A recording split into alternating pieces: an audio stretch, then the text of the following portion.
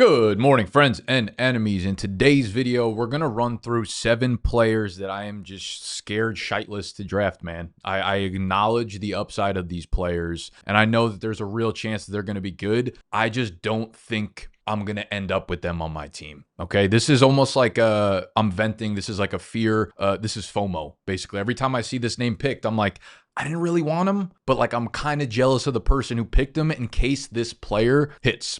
Okay, so that's the 7 players we're going to go through today. If I had to lean one way or the other, the way I'd describe them is like, if there's someone in your league, if there's someone in your draft that loves this player, that is actively targeting them, that is looking to jump up a little bit in ADP and get this guy, I'm not going to end up with this player on my team. Like that guy in your league is going to be the guy that gets them. And yes, I realize I look like Rudolph the Red-Nosed Reindeer. This will probably be the case for the next few videos. I got absolutely hooked on the beach yesterday. I was down in Atlantic City, got there, popped into the casino, dropped 200 on red 34. Shout out Ricky Williams. Let's get into the video. First player up on this list is Christian McCaffrey, the running back for the 49ers. Let's talk this out. Like C-Mac, obviously, if he returns to form, if he returns to just 2023 form, he's a guy who's going to win a lot of people, a lot of leagues. At this point, he's quite old. He's past 29 years old, and he is littered with a resume of lower body injuries, including Achilles tendonitis from last year, had the sprain at the end of last year in his knee.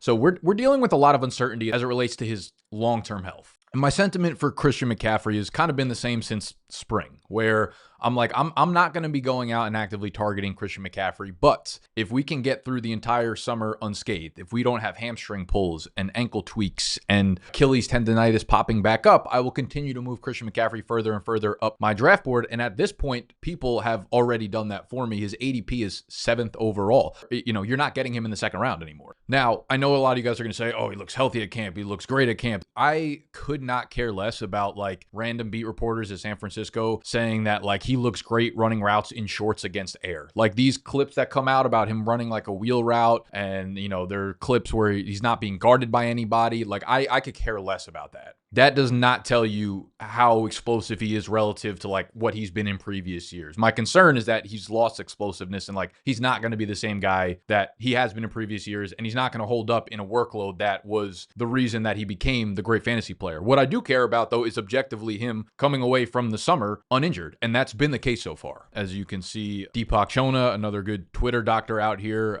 you know, he said treatment suggests moderate severity from the PCL, typically no lingering production dip following the season, but the data projects 2 times in-season risk of the average running back in terms of, you know, getting hurt. Dr. Jesse Morse also posted like games missed for Christian McCaffrey. It's like you're either getting the GOAT or you're getting a dude who's blowing up your entire lineup. Missed 13 games in 2024, just 1 game in 23, 0 games in 22, 10 in 2021, 13 in 2020. And it's tough to get a real read on C-Mac right now because it kind of similar to like the spot that we're in with Pacheco, right? Because C-Mac didn't play until late in the season. And then when he finally did get back onto the field, like he didn't look like his old self. He didn't look explosive. He wasn't scoring this, you know, these ceiling games of fantasy points for us. And it's easy for us to just write it up. It's like, he's coming off the injury. Of course he wasn't going to do that. But it's like, maybe the injuries have caught up and then he had the PCL injury. So we haven't actually seen C-Mac be C-Mac since 2023, and I do think that just adds a little bit of risk. Grant Cohen had some stats from NFL Next Gen Stats, which he tweeted out, and this was in regards to his 2024 season. So if you're willing, this is what makes it scary. If you're willing to just throw away 2024 completely, you're not worried about the injuries that he racked up in that season, you're not worried about his actual on-field play once he returned, then this is irrelevant to you. But I tend to be a little bit more pessimistic when it comes to injuries. He said NFL Next Gen Stats had his maximum speeds in those 4 games, referring to the 4 games that he played in 2024, at 16.4, 16.7, 16.1, and 17.4. For context, that 17.4 mile per hour mark would have been his 5th worst in a game during the 2023 season. Just saying comparatively, he obviously did not have the explosiveness that he had in 2023 or any previous years that he did when he returned in 2024. And again, it puts us in that Pacheco spot where it's like your mind says, of course, he's not going to be the same player. Like he just came off this injury, these Achilles tendonitis mixtures that were happening on in both legs. Like he's not going to be the same player, but we didn't get him. We never saw him return to form. So it's like we are overly confident, like 6th, 7th overall pick confident that he is. I don't know. They did trade away Jordan Mason this offseason, right? He's in the Vikings backfield right now. Jordan Mason was a really good player for them last year. I think you could look at this in multiple ways. Like, I think you could say, oh, that means that they have confidence in Christian McCaffrey's health right now. It could mean that they have confidence in Isaac Guerrero being a really, really strong running back and coming into that role in this year. It also could mean that, like, Jordan Mason's price was eventually going to get too high. And, you know, the 49ers have always looked at the running back position under Shanahan as relatively replaceable, and just strike while the iron's hot and get some value off of a backup running back. So I don't want to dive too deep into that. I think a lot of people are going to run with the narrative that, like, C-Mac must be super healthy if they got rid of Jordan Mason. I don't know that I'd go that far. I would hammer home this final point, and this is probably what makes me the most uneasy about Christian McCaffrey drafting him where you have to. You know, the 8, 9, 10 years that I've been trying to make good fantasy football content, I think this is legitimately the strongest top 15 picks in a draft we've ever had. Like, usually by the time you get to pick like 10 or 11 or 12, you're like, fuck, I wish I had an earlier pick. I start to feel a little bit uneasy about these guys as being my first and second round picks. This year, I mean, at pick 14, ADP is Derrick Henry right now. Derrick Henry is coming off of a 2,000-yard from scrimmage campaign, 18 touchdowns, a career year, and he is in one of, if not the best offenses in the NFL, and not a single thing has changed. Like, there's not a single different piece of his outlook going into this year than there was last year. And I would say that, like, the continuity is only going to make him better, you know? And you could say he's old, but, like, that didn't matter at all last year. They have the same offensive lineman. They have the same offensive coordinator. They have the same scheme. They have the same quarterback in Lamar Jackson. The holes that he's going to have, 5.9 yards per carry was a career high for Derrick Henry. Like, he's a 14th pick. So when I look at, like, the quality of picks you can get at 10, 11, 12, Nico Collins, Malik Neighbors, Brian Thomas Jr., I'm like, man, I feel so good about those picks that, like, do I want to risk it on C-Mac? And I know everyone's like, oh, you got to shoot for upside. 1 in 12 wins leagues. Like, there are a lot of ways to win leagues. Like, just getting Christian McCaffrey, I think you could still win leagues other ways. So C-Mac, scared shitless to draft. Obviously, I just spent a lot of time on him. If he hits, I'm going to feel like an idiot, obviously. But I'm just out here venting. I'm telling you the way that I'm feeling about things. Player number 2 is Marvin Harrison Jr., the wide receiver out of Arizona. Obviously, last year's 4th overall pick in the draft, and had a fine rookie year. You know, we've come to the point where we expect all-time years out of guys who have the pedigree that Marvin Harrison Jr. does coming out of college, and it's because he's surrounded by guys like Malik Neighbors and Brock Bowers and Ladd McConkey and all these guys who went crazy, and Brian Thomas Jr. at, you know, their initial year, like real difference makers in fantasy, where Marvin Harrison Jr., you could look back and say historically his stats were good for a rookie. They were good, but they were not needle moving whatsoever. And I just have really, really strong concerns about Drew Petzing in this offensive coordinator role and his lack of creativity for MHJ. You know, you've probably heard me regurgitate a lot of these numbers and stats. Is they just kept him very static, didn't move him in motion at all, kept him on the line of scrimmage. All he was doing was running outside routes. Like, they never got him open for easy separation targets last year. And I don't know that I saw anything creative over the second half of the year that made it feel like that was going to change going into year 2. So Petzing is a young coordinator. Like, there are definitely ways in which I think he can improve, and just naturally going into year 2, a guy like Marvin Harrison Jr. should take a step up. His timing with Kyler should be better, but, like, this offense from a passing standpoint just never clicked last year. It just always felt weird, and it was always better when they were running the offense through James Conner. So, like, I'm weary to just say, like, of course Marv is going to take a huge step forward in year 2, because a lot of the times that happens. Like, you look at Julio, you look at AJ Green, you look at these types of players, and their rookie year stats look pretty similar to Marvin Harrison Jr., and then they go ballistic in year 2 and year 3. So it's natural for us to, like, want to gravitate towards that. But I do think there's real concern with the system. And if I had to put my hard-earned money on the line of who walks away with more targets in 2025, Trey McBride or MHJ, I'm going Trey McBride like 8 out of 10 times there. I still think he's going to be like the focal point of most of Kyler Murray's targets when they really need something secure here. So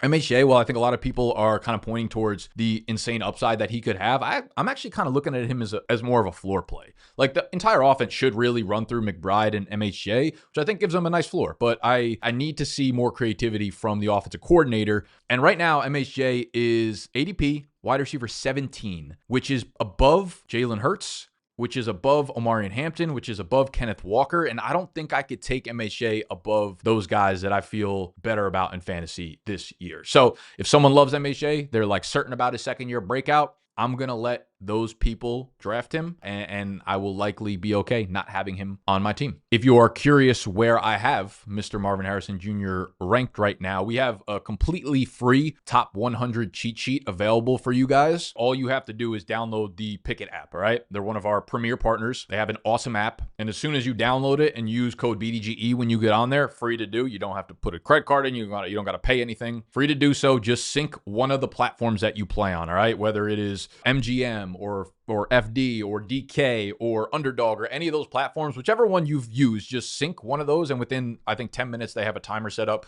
Once you put the code in, they will send you over our top 100 rankings cheat sheet for you. Again, free. It'll have my top 100 players for fantasy football, as well as must-draft players on there, fades, values, sleepers, things like that. Get it through the Pickett app. It's a social sports betting app, basically. So you can follow me. You could follow your friends. It'll sync all of the plays that we all take throughout the summer. So if you want to see what I'm already putting down on season-long stuff, you can go track, you can go tail, you can go do all that on Pickett, all right? So first-time sinkers, go download the Pickett app. First link down there. Use code BDGE. Make sure you do that. When you download, sync something, and it'll come your way 10 minutes later. Player number 3 that I am scared shitless to draft this year is Justin Fields, the New York Jets quarterback. You know, there's just not a lot of stuff that I can say that everybody doesn't already know about Fields, but like every piece of content I consume is basically like putting Fields in the quarterback 6 to 8 ranking range, and there's just no way I'm doing that. Like, we know the shtick. He's an elite runner of the football, and that goes a long way in fantasy football. But you know what else goes a long way? Using Murphy's Law when it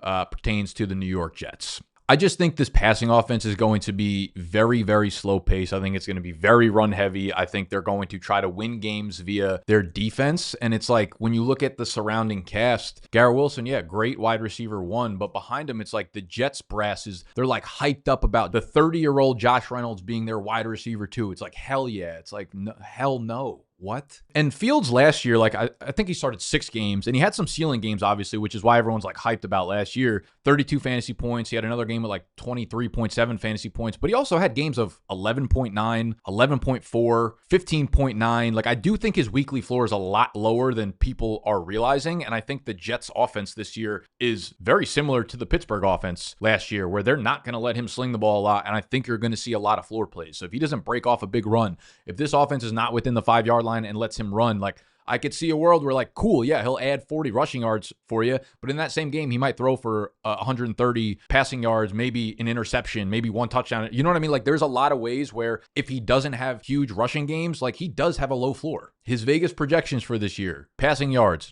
25.50, passing touchdowns, 14.5. Rushing gets interesting. 650, rushing touchdowns, 5.5. That's obviously where the upside lies with Fields, and I get it. But listen, if someone in my league is going to target him in that quarterback 6, 7, 8, 9 range, I'm probably out on him. If he drops to me, like if I'm in a super flex league and he drops the quarterback 12, 13, 14, 15 in that range, cool. That's great. Like, I'd like to have him as a high-end QB2, given that those like explosive weeks are going to be huge for me. But outside of that, man, I don't know. Like, I have a hard time just buying into, like, yeah, he's definitely going to just do what he did in Chicago in 2023, when, like, more often than not, his career has kind of gone askew, and everyone's like, yeah, points per game here, points per game there. It's like he never really, like, figures out a way to put it together because he's just not a polished passer. And at the end of the day, NFL teams want a quarterback that they can rely on to throw the ball accurately. So, Justin Fields, I'm scared to pass on him, but I'm more scared to draft him. Let's move over to the wide receiver position here, and we've got Travis Hunter, the rookie, crazy-ass athletic rookie, probably like the 101 of exciting storylines heading into the year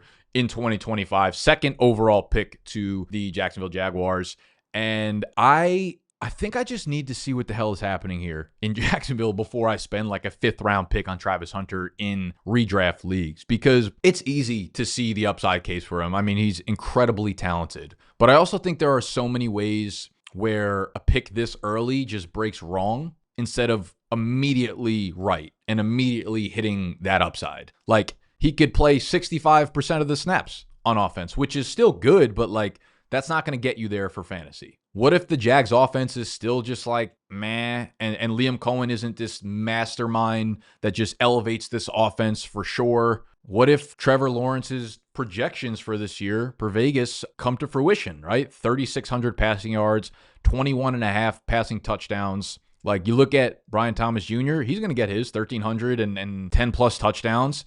And then you're splitting the rest of the targets with, like De'Ami Brown and Brenton Strange and Travis Etienne and maybe the mix of Bashal Tutin and just the Parker Washington, these other complementary players who are going to get, 20, 30, 50, 70 targets. And before you know it, I have a hard time believing that all these things break right for Hunter to really give you the upside case here. And another one that I know could age horribly. Like, this video is not necessarily about like planting a flag. I'm just letting you know guys that I am both scared to fade, but equally and probably more so scared to draft on my team. And like I said in the wide receiver rankings video that I did a couple days ago, if you want to go see my top 36 wide receivers, you could obviously get the cheat sheet from Pickett, but I dropped a video for you on the channel a couple days ago. One of the things I said is like, Travis Hunter, I wanted to see him play both ways. And I actually think Jacksonville is going to give him every opportunity to play on both sides of the ball. But him playing both ways also doubles the risk of injury, right? Like, that's not me predicting an injury. That is just an objective fact. Like, if you're going to play 100 snaps a game, 95 snaps a game instead of 50, you are on the field for double the amount of snaps, which gives you 2 times the likelihood of getting injured. I think that's another, bear case here. So I'm just saying I'm scared. I'm scared, baby. All right. That's where I'm at right now. Like, there's no way that you're not excited if you draft him, but there's no way that you're not a little bit nervous about what happens with T Hunt, man. It's just the case. Another young, exciting wide receiver that I have on this list is Xavier Worthy. And Xavier Worthy was a dude that had the Rashee Rice case not gotten to where it was, which we don't have any finite answers to whatsoever. Like, you can hear anything from, it might be 3 games to it might be half the season, 8 games. It's no use of us trying to project what the suspension for Rashee Rice is going to be at this point. If Rice was going into the year fully healthy too, I guess, but not suspended, Worthy probably would have been my biggest fade of the year. I just don't really believe in him as like a real like high volume wide receiver at the NFL level. I think he's a great role player, and I think he's in the great spot to like see his talents come to fruition because Andy Reid is obviously so creative and Patrick Mahomes has a fucking gun for an arm. But yeah, like, because we don't know anything about Rice, like, Worthy's gonna be thrown into a situation like we saw at the end of last year where he's just kind of force fed into a high volume role. And like, if we see Mahomes and Worthy connect on a few more deep passes, he could have a major ceiling. But I have a hard time believing that when Rice is back on the field, Rice is not seeing 8, 9, 10 plus targets per game, and Worthy becomes more of this like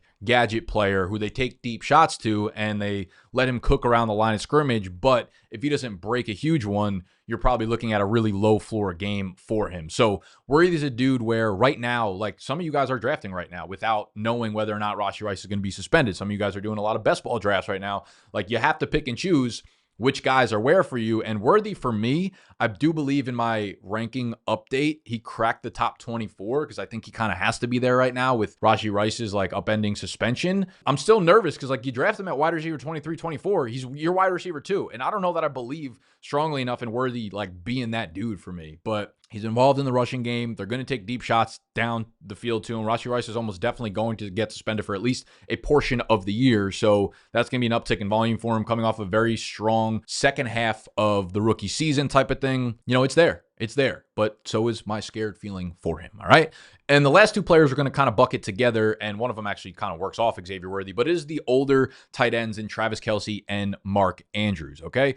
Beginning of the summer, again, these 2 were big fades for me. They, to me, looked like they were over the hill. If you look at their efficiency numbers, if you look at like just what they had kind of become in their respective offenses over the last couple of years, Kelce horribly inefficient last year. The only reason why he ended up being an okay fantasy player was because everybody on that offense got hurt and he was force-fed volume, which led to a tank inefficiency in all of his numbers. But once again, Rashee Rice now being suspended does mean that Kelce could get similar looks for, 4, 6, 8 games. And then it becomes a game of like, okay, by that point, are they relying on Travis Kelce to the point where like he has to stay a part of that offense? Because if you look at the first 3 games of last year, when Kelce and Rice were on the field together, Kelce was a 0. He was a goose egg. The guy had 8 catches for a total of 69 yards and 0 touchdowns in 3 full games with Rashee Rice, which is what I think is really going to happen when Rice is out there, Worthy's out there, Hollywood Brown is out there. They have Pacheco in the ground. Like, I do think Kelce is much more of a good player for down the stretch for them trying to have Super Bowl aspirations once again